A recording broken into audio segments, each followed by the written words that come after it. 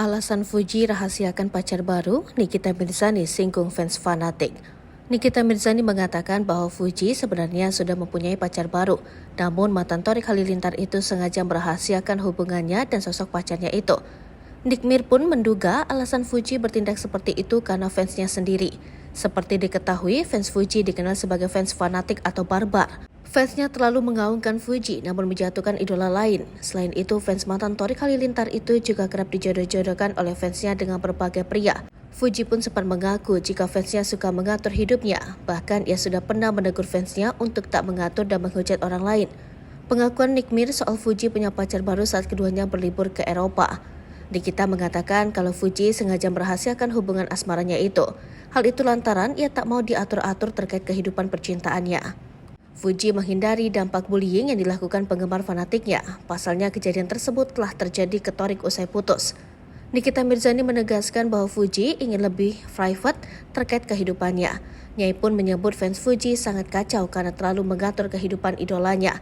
Selain itu, ada kemungkinan fans Fuji akan membuli pria yang pernah berpacaran dengan idolanya setelah putus.